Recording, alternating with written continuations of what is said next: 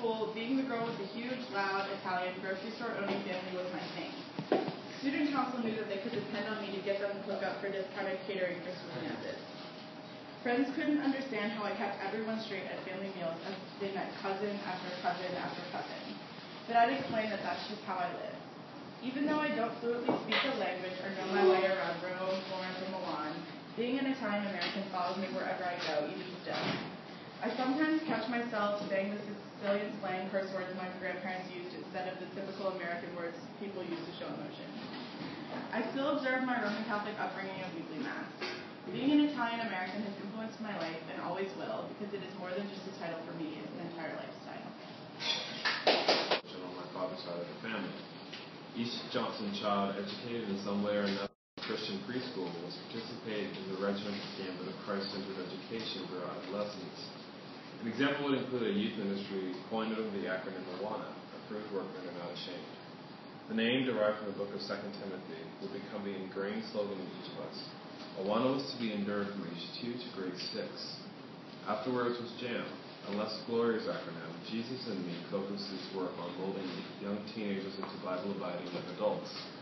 Both groups' sole intent was to minister the divine word of the Lord to the community's children.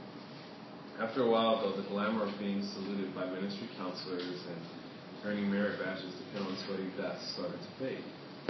Moreover, I began to tire of my more conservative uncles, whose methods of preventing satanic influences on their children included preventing Barney from being played on television. The logic seemed to follow the thought that a dinosaur represented evolutionary ideals and not creationism as directed by the Bible. Similar framework also applied to programming like Harry Potter, Dragon Ball Z, and celebrating holidays like Halloween. I suppose having Barney promoting commonality, friendship, and teaching babies their ABCs was irrelevant.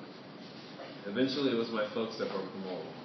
Turning more or less of a blind eye towards such stringent censorship still implemented by the other Johnson clan, it was my parents who I think realized there was a wealth of knowledge outside institutionalized oppression. A world of pop culture, literature, and art that seemed to not click at age 13 began to relate to my everyday interactions with people. It would be my imagination that somewhere down the line, it had become law for parents to provide their children with a choice, or at least the appearance of one. Let your child make mistakes so that he can learn from them. Allow your daughter to go to that sleepover and have somewhat of a functional social life, drama and all. Let the children be people, not robots reciting rote scripture, and not understand the world they'll eventually have to encounter.